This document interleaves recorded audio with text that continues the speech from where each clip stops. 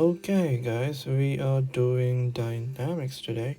So the first question is, in rectilinear kinematics, if the acceleration of a particle is given as a function of its position a equals fs, which kinematic relationship is the most direct for finding the velocity v? So I answered this question earlier, so I'm sorry about that. So I'm just gonna explain to you how to identify this. So it says the acceleration of the particle is given as a function of its position. So function of positions means if we get position as s is the position, right? So function of position means fs equals to, you know, s squared plus 2s plus whatever, something like that.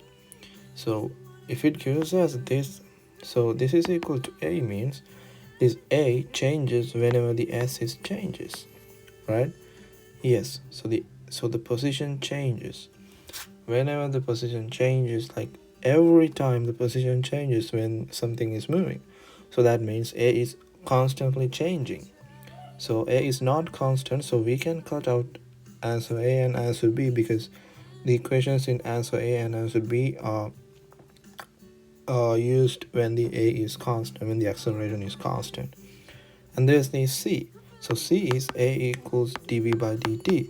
dv by dt is actually the acceleration, but this is the changing velocity. So changing velocity does not, even though this is right, we cannot interpret this as a changing position formula. So we can modify this in some way, but and get d double s d dvs by dt second derivative of position. We can use this, or we can use vdv equals ads, and that is the correct answer, because this, even though we can use it, this is not given, so this is the correct one. And I think there is a way to get this from this and this and this. I'm not sure, but I can try that. I'm gonna try it. So a equals dv by dt equals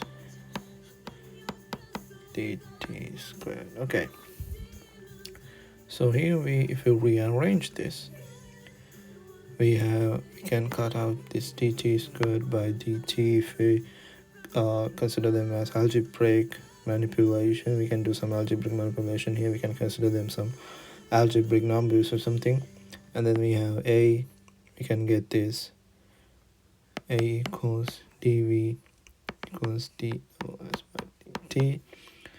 We have this. So, and then now we can integrate this whole thing with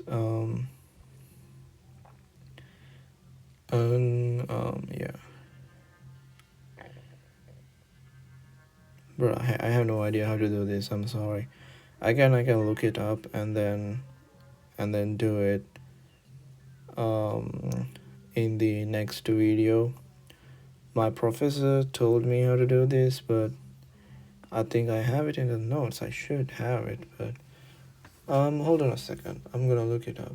If I have it, that's great.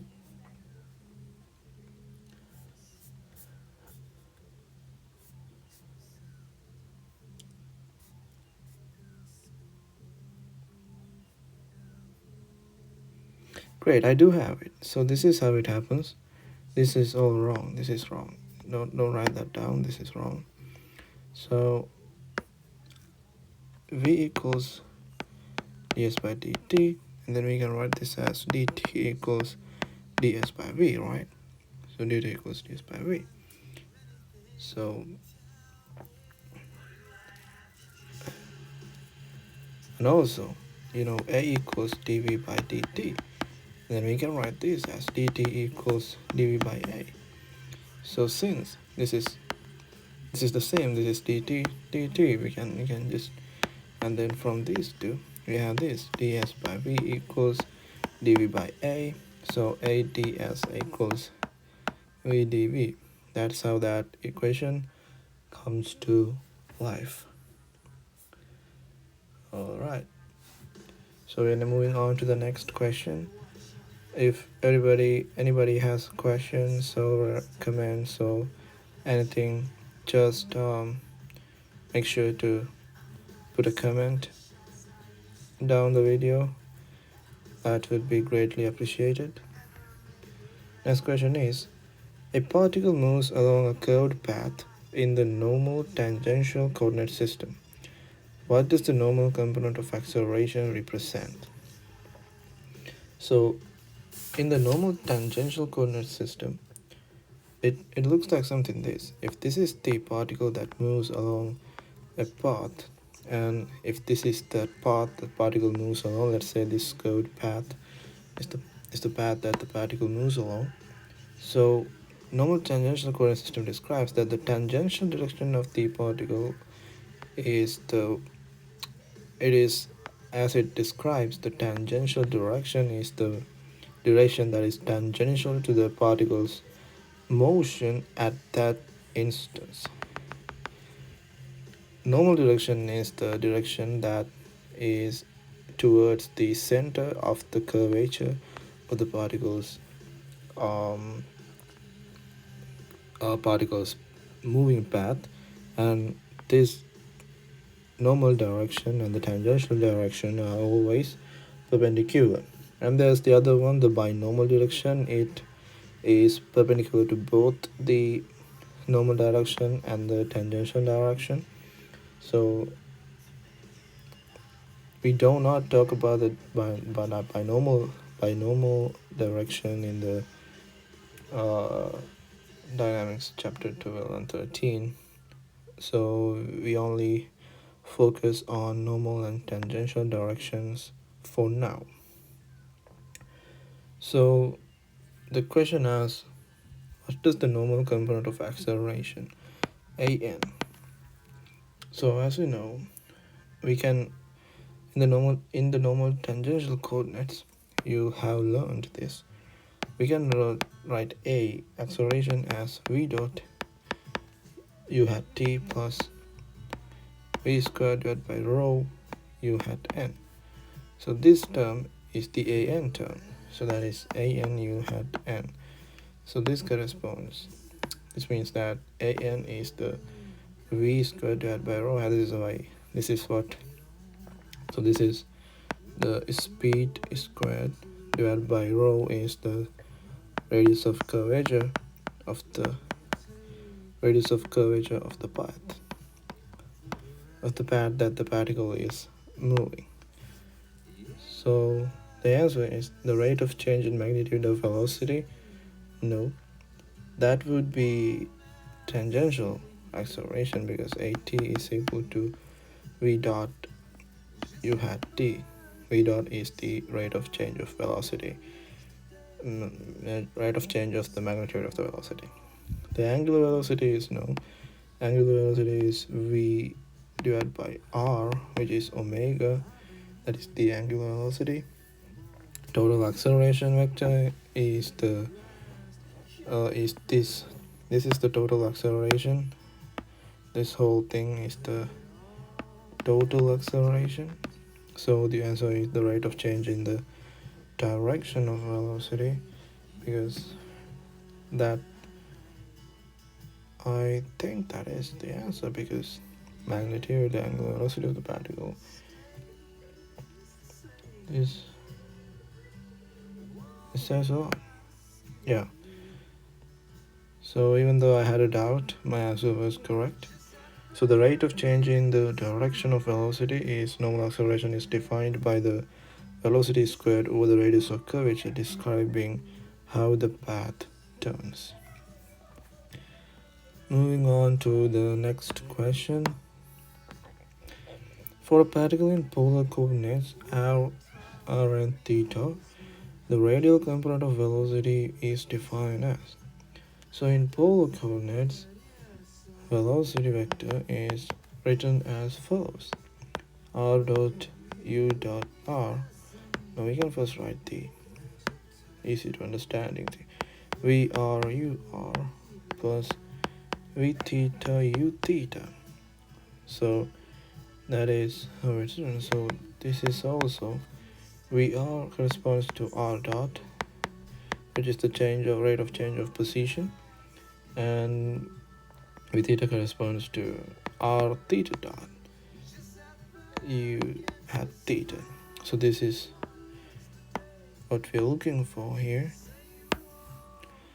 So if we see the path that the normal tangential direction, it's almost similar to normal tangential, but if this is the center of the path, this is the radial direction, this is the theta, and what is theta? The angle theta is this is the c direction if it's a 3D system like cylindrical or spherical coordinate system. Cylindrical coordinate system, not spherical, my bad, sorry. So this is the answer for our question right here. So now the question is, what is it? Oh, r theta. No. Oh, it asks for VR. I thought it asked for v theta. That's my bad. This is the answer, sorry. This is what it asked for. So I messed that up. That's my bad. The radial velocity is simply the time rate of change of the distance from the origin. Yeah, that's my bad. I wish I could go back and do not do that mistake. Next question.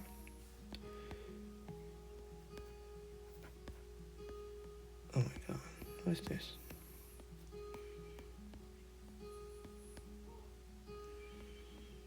In a pulley system with dependent motion, if cable length is constant, what must be true about the algebraic sum of the segments of the cable? Okay. So let's say this is the pulley system, this is a block, and then there's a pulley, and then there's another block. So if we got the datum here, this is S1, and this is another datum, and this is S2, and this is some constant length. This doesn't change because this is the half the curvature of the pulley. So we can say that the length is equal to S1 plus S2 plus that constant. It doesn't really matter because when we derive this equation, that constant disappears. So this is it. This is the length of the, and this is constant. So we can say all blocks move with the same acceleration magnitude. That's true. That is very true because when this goes down, this goes up intuitively. So if this goes down, if this one goes down, if this goes down, this goes up with all the same acceleration. So that is true. The time derivative of total cable length is 0. Time derivative of the total cable length doesn't become 0 because even though the total length is a constant, the segment length like S1 and S2 is not constant. When this block 1 goes up, S1 decreases and S2 increases, right? So S1 and S2 are changing according to what direction the blocks are moving. So the segments does not have the same constant length. So even though L is constant, these two are not constant. So when we derive this, L becomes 0, but S1 becomes the velocity vector, and S2 becomes velocity vector 2, velocity of the block 2. So answer B is not correct. The tension in the cable is equal to the total weight of the box. That is not true because if this is the T1 and this is T2, total weight of block would be M1 plus M2, right? T1 is never equal to m1 plus m2, and T2 is never equal to m1 plus m2 neither. So that is not true either. The sum of the velocities of all connected blocks must be 0. That answer is true. So, which one is correct though? Okay, so part A is like, if there is only 2 blocks, that makes sense that acceleration magnitude is the same. But let's say there's a system with more than 1 block. Alright, so if this moves down with 1 acceleration, this has to go up, which means this goes down. So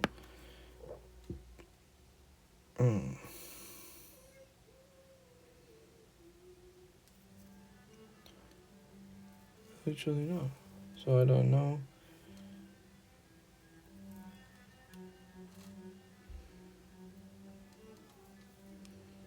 This is true. Oh shit, what?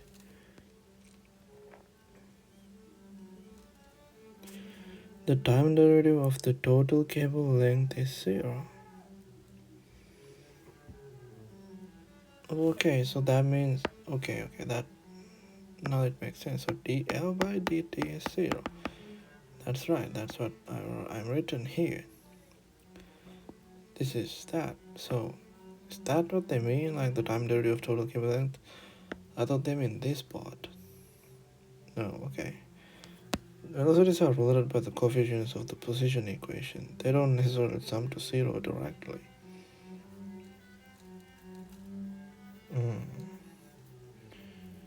Okay, but they have to, right? Okay, I suck at this. I'm in no condition to teach you guys. So don't learn from me, just learn from my mistakes, okay? According to Newton's second law, when applying F equals ma to a block on an inclined plane with friction, the normal force N always equal to mg cos theta. Okay, I don't think so, but let's check that. So there is the block, and there's the inclined plane. Let's say that this is theta, and we got the blue pen.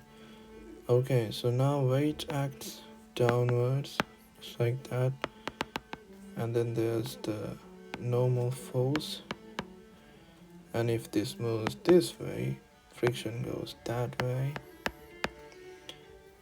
Okay, so these are the forces. Applying F equals ma, this is the free body diagram, and there is the kinetic diagram right here. So if we draw the kinetic diagram, this will be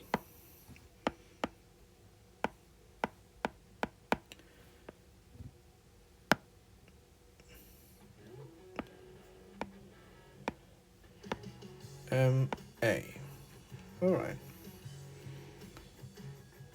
so normal force is always equal to mg cos theta, cosine theta.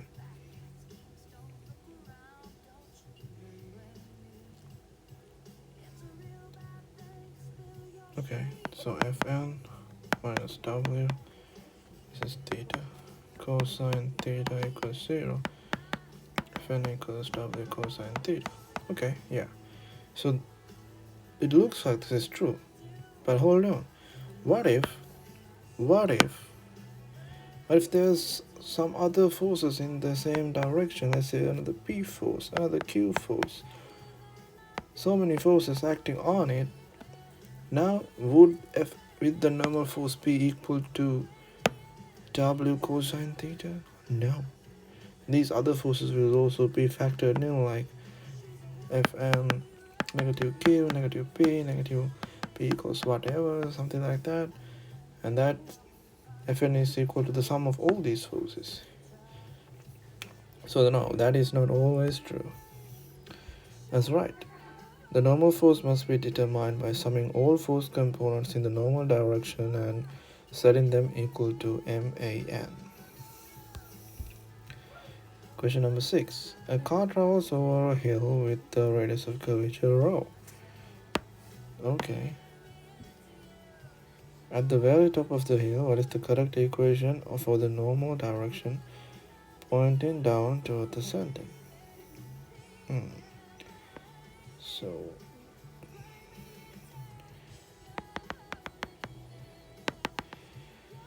this is rho, there is the car, so-called car is right here. The car, so the very top of the hill, what is the correct equation for the normal direction pointing down toward the center? There's N, and then there's W, and you got the kinetic diagram right here. This is MAN and this is MAT. So if we sum forces this way, we get W minus N equals MAN. So this is mg minus n equals MAN. Yeah, AN is V squared divided by rho. We learned that earlier, so that's right. Gravity acts toward downward and the normal force acts upward, equal to mass times normal acceleration. That was a simple question. When using cylindrical coordinates, the term 2 r dot theta dot in the transverse acceleration is known as that is centripetal acceleration. I don't know. Coriolis acceleration. Coriolis. This term accounts for the interaction between radial motion and the rotation of the coordinate system. Therefore, in the cylindrical coordinate system, acceleration is r double dot negative r theta dot squared u hat r plus r theta double dot plus 2r dot theta dot u hat theta plus c double dot u hat c. This is it. So they ask us right now what this term correlates to. So that is the Coriolis. Sounds like a STD, but whatever. Coriolis acceleration. Good. Next one. In kinetics, if a problem involves a particle moving along a known path and asks for the force required to maintain a certain speed, which coordinate system is usually most efficient?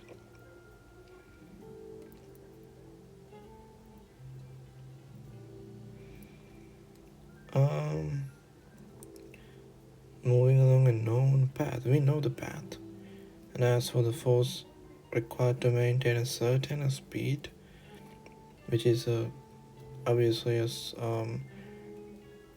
constant speed, which coordinate system is usually most efficient? We can use the rectangular coordinate system if the acceleration is constant. But if the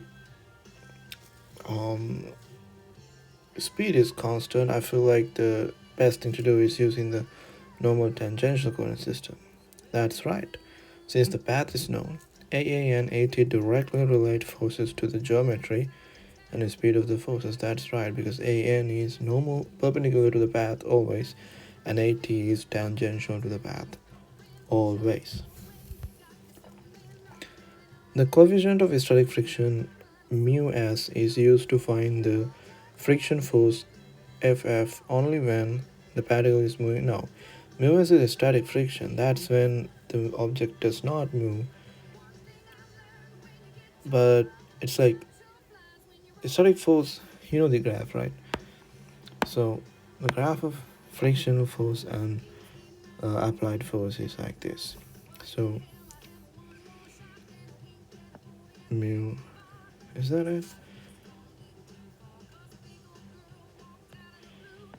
This is applied force and this is frictional force. So this is the graph. So this is the maximum.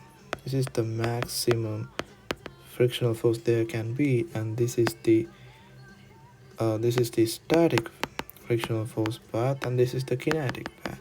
So once up until to this point, the object does not move. When the force, if we say the force is 0 here and the force is like F1 here, up until to F1, when we gradually increasing the force until F1, the object does not move. But after F1, where the frictional force is maximum, it starts moving. And after that, we don't require F1. We need a lesser force than that. Yes, I think this should be. I'm not sure if this is FFR or this is FFR. Yeah, this is F. No, that I was right. So the frictional force is less. So the mu s can be changing. Mu k is constant. Mu s here. So the mu s is right here. So mu s is right here. Mu k is here. These are like, so the particle is moving at a constant velocity. Frictional force mu s, constant velocity. The particle is at rest regardless of the applied force. Yeah, that sounds like right, because in this section, the particle does not move until this point. Does not move until this point. Particle is on the verge of slipping, impending motion. That's the maximum. That's right here. So the surface, I think it's, oh shit. Oh yeah, I'm sorry. It's, oh yeah, it's less than. Yeah, the particle is at rest.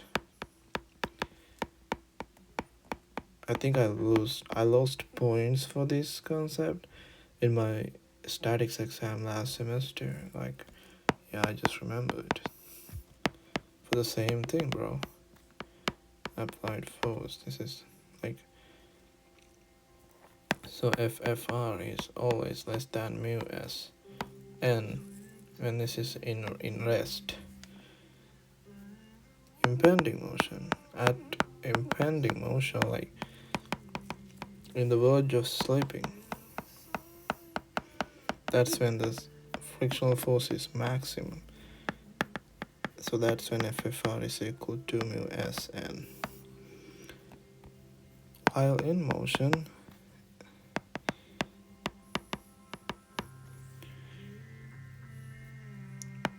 FFR is equal to mu Kn. So keep in mind this mu Kn is less than mu Sn. Okay. If the position of a particle is given by s equals 2t cubed minus 3t squared, what is its acceleration at t equals 2? Okay, so we know that acceleration is the derivative of velocity by time, which is also dt. Right, this is what we need to find first. So I'm gonna get this expression. So ds by dt is equal to 3t squared minus 3 into 2t, which is 6t squared minus 6t. And now the second derivative, 6 2t minus 6, which is 12t minus 6. So a, when t equals 2, is equal to 12 into 2 minus 6, which is 24 minus 6, 18 meters per square second. Yay! I got one right at least, huh? So 60% of accuracy for this quiz. So hope you guys learned something from my mistakes. I will see you guys in another video with a horrible explanation and horrible examples, horrible problem solving. Thank you guys for watching. Have a good day and good luck in all